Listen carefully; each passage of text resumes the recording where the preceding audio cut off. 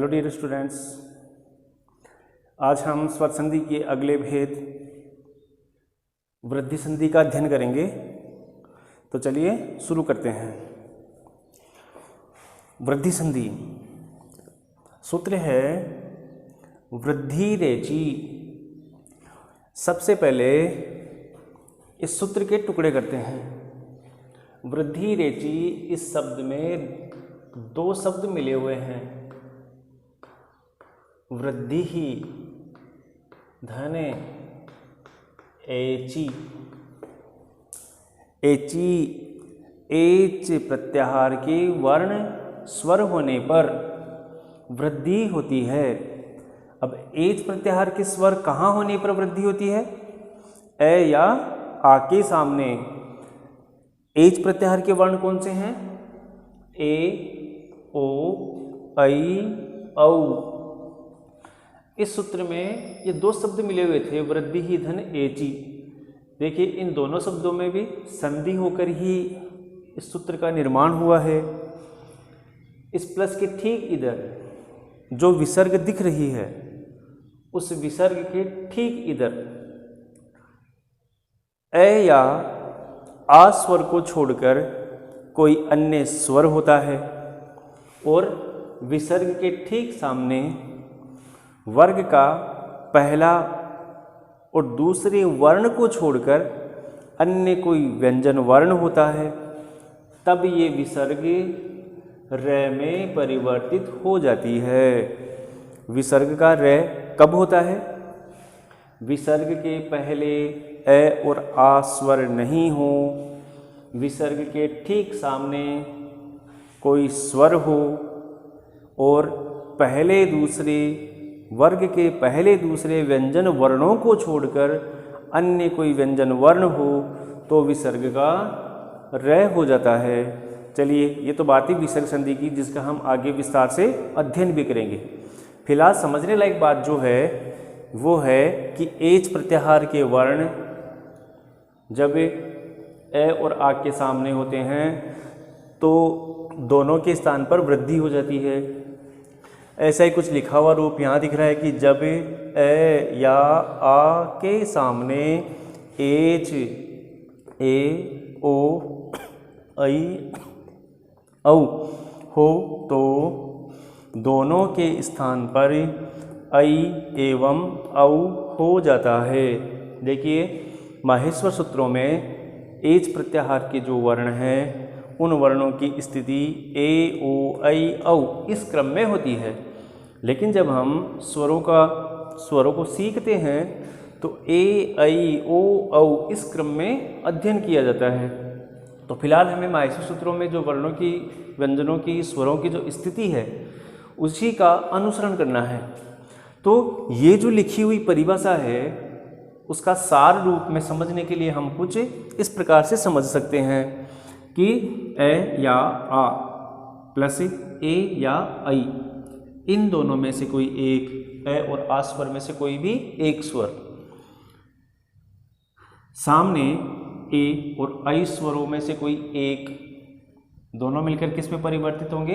ऐ में। मतलब ए के सामने ए हो तब भी दोनों के स्थान पर ऐ होगा, आ के सामने ए हो तब आ और ए मिलकर भी ऐ में परिवर्तित होगा, ए के सामने ऐ हो तब भी ऐ होगा, आ के सामने ऐ हो तब भी ऐ होगा।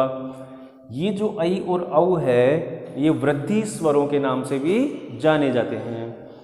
पहला जो उदाहरण है, पहला जो नियम है उसके उदाहरण कुछ इस प्रकार से है। एक प्लस एकश है। तो ए या आ की स्थिति कहाँ मिलेगी आपको? प्रथम शब्द के अंतिम वर्ण में मात्रा के रूप में, और ठीक सामने इन दोनों में से कोई एक प्रत्यक्ष रूप से दिखाई देगा। तो चलिए इनमें संधि करते हुए पदों का निर्माण करते हैं। अपने पास में शब्द है एक प्लस एकश है। तो एक क व्यंजन वर्ण में कौन सा स्वर मिला हुआ है? ए। ठीक सामने एकश है। तो ए और ए मिलकर किस में परिवर्तित हुआ? ऐ में परिवर्तित हुआ। अब ये जो ऐ है वो इस कै में मात्रा के रूप में मिल जाएगा। मतलब अपनी स्थिति कुछ इस प्रकार से बन गई, एक ऐ और कै और स, कै और श है। तो ये ए कहाँ चला गया? ये गया कहीं भी नहीं है। ए के साथ वृद्धि करके ये ऐ में परिवर्तित हो गया। अब ये ऐ कै में मात्रा के रूप में मिल जाएगा। कई, देखो ऐ की मात्रा हो गई ना, यहाँ वृद्धि हो गई। अब कौन बचा? कै और श है, कै श है, एक ऐक श है। इस प्रकार से इस शब्द की रचना हुई। ठीक आगे इसी तरह से सदाधन एव, सदा प्लस एव स द में कौन सा स्वर मिला हुआ है? आ स्वर मिला हुआ है। ठीक सामने एव, तो आ और ए मिलकर किस में परिवर्तन हुआ? ऐ में। स्थिति बनी स द धन ऐ धन व। अब इन तीनों को भी ठीक इसी तरह जोड़ दीजिए। ऐ किस में जुड़ जाएगा? द में जुड़ जाएगा। तो ऐ की मात्रा लग जाएगी। कौन बचा? वह। इसके साथ जोड़ दीजिए। शब्द क्या बना? सदैव। इन पदों में इसी की तरह आपको संधि करनी है और अभ्यास भी करना है। चलिए एक उदाहरण और समझते हैं। जैसे जन धन ऐक्यम, जन धन ऐक्यम। तो जन के न में कौन से स्वर की स्थिति है? ए की, क्योंकि उच्चारण करते हैं तो न से ए की ध्वनि आती है। ठीक सामने लिखा हुआ है ऐक्यम, जन ए ऐक्यम। तो ए और ऐ मिलकर किस में परिवर्तित हुआ? ऐ में। स्थिति बनी जन ऐ प्लस क्यम। सामने ऐ है तो इसको देख के कंफ्यूज नहीं होना आपको। ऐ होगा तब भी ऐ ही बनेगा। और ये जो परिवर्तन देख रहे हो आप, इन दोनों में से कोई एक और इन दोनों में से कोई एक दोनों के स्थान पर होगा। हमने पिछली कक्षा में भी चर्चा की थी कि कुछ संधियों में दोनों जगह के स्वर मिलकर परिवर्तन करते हैं। कुछ संधियों में अंतिम शब्द में उपस्थित स्वर की जगह ही परिवर्तन होता है। फिर सामने वाला स्वर जो परिवर्तन होता है उसमें मात्रा के रूप में मिल जाता है। तो फिलहाल इस संधि में जो परिवर्तन हो रहा है वो दोनों जगह उपस्थित स्वरों के स्थान पर मिलकर एक हो रहा है। तो ये ऐ जो है वो न में मात्रा के रूप में मिल जाएगा। जनई, शेष बचे हुए शब्द को जोड़ दीजिए, जनैक्यम। तो ठीक इसी तरह से शेष बचे हुए उदाहरणों पर भी आप अभ्यास करके संधि करेंगे। इसी संधि का दूसरा नियम है कि जब ए या आ के सामने ओ या औ हो तो दोनों के स्थान पर औ हो जाता है। दोनों से तात्पर्य इनमें से कोई एक और इनमें से कोई एक से है, तो ये मिलकर औ में परिवर्तन हो जाएगा। जैसे उदाहरण है जले प्लस ओघ है, जले ओघ है। ल में कौन से स्वर की स्थिति है? ए स्वर की स्थिति। ठीक सामने लिखा हुआ है ओघ है। तो ए और ओ मिलकर किस में परिवर्तित हुए? औ में। स्थिति बनी जल धन औ धन घ। अब औ को इस अंतिम वर्ण में मात्रा के रूप में मिला दीजिए, जलौ घ, जलौ घ। तो संधि क्या बन जाएगी? जलौ घ।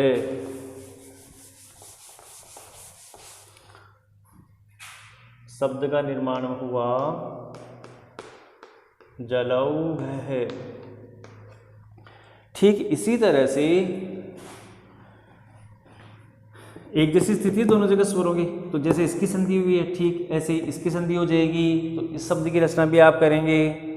आगे है कृष्ण धन औदार्यम, कृष्ण धन औदार्यम। तो अणय में किसकी ध्वनि आ रही है? ए स्वर की। ठीक आगे औदार्यम, तो ए और औ और मिलकर किस में परिवर्तित हुए? औ में। स्थिति बनी कृष्ण औदार्यम। औ ए के साथ मिलकर औ में परिवर्तित हो गया, तो अब इस औ को किस में जोड़ दोगे? अणय में जोड़ दोगे। कृष्णौ, कौन बचा? दार्यम। इसको इसके साथ जोड़ दीजिए, कृष्णौदार्यम। तो ठीक इसी तरह से अन्य उदाहरणों में आप संधि करेंगे। अब हम इसी स्वर संधि के अगले भेद की तरफ चलते हैं। अगली संधि है पूर्व रूप संधि। सूत्र है एंग है पदांतादति, अर्थात एंग प्रत्याहार के वर्ण ए और ओ जब प्रथम पद के अंत में होते हैं और ठीक सामने ए स्वर की स्थिति होती है, तब इन स्वरों की उपस्थिति में सामने उपस्थित ए स्वर अवग्रह चिन्ह में परिवर्तित हो जाता है। देखिए इस संधि में जिन स्वरों की स्थिति है वो अपनी अयादि संधि की तरह मिलती जुलती है, तो इन उदाहरणों को अयादि संधि के अपवाद स्वरूप भी जाना जाता है। तो इनमें संधियां करने पर क्या स्थिति बनेगी? जैसे उदाहरण है सर्वे, वह में ए स्वर की स्थिति है, यहाँ पर ए या ओ, ए या ओ इन स्वरों की स्थिति होगी, तो सामने वाला जो स्वर है इसका लोप हो जाता है, और ए का लोप हुआ है।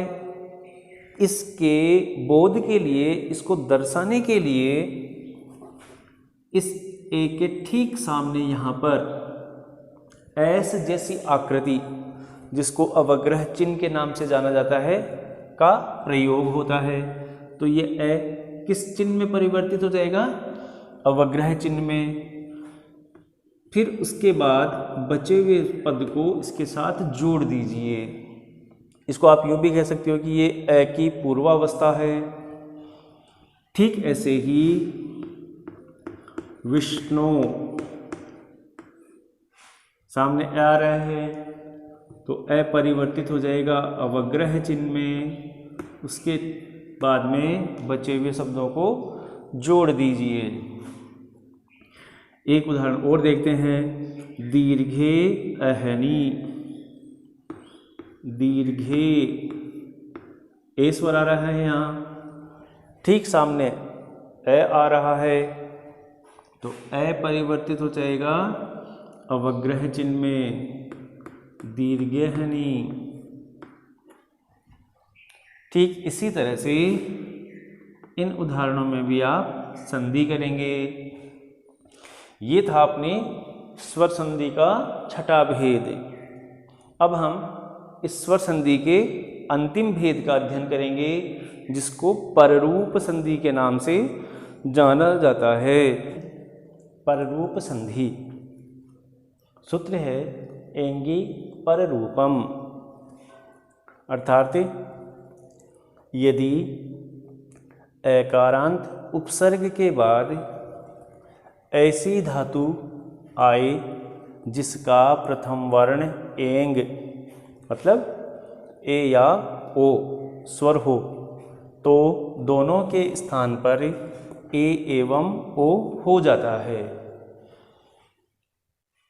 इस संधि के जो उदाहरण है, ये उदाहरण वृद्धि संधि के अपवाद स्वरूप भी माने जाते हैं। अपवाद स्वरूप माने जाने का एकमात्र कारण क्या है? आपने वृद्धि संधि में पढ़ा कि ए या आ के सामने ए या आई हो तो दोनों के स्थान पर आई हो जाता है। ये नियम था वृद्धि संधि का। अब देखिए, अगर हम सिर्फ पदों में स्वरों की स्थितियों का अवलोकन करें तो कुछ ऐसी ही स्थिति बनती है।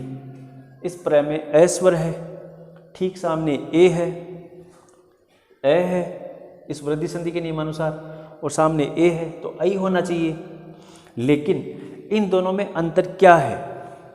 अंतर ये है कि पररूप संधि में इसने प्रथम पद क्या होगा और कैसा होगा ये इसने निश्चित कर दिया, और द्वितीय पद क्या होगा और उसकी शुरुआत किससे होगी ये इसने निश्चित कर दिया। कैसे?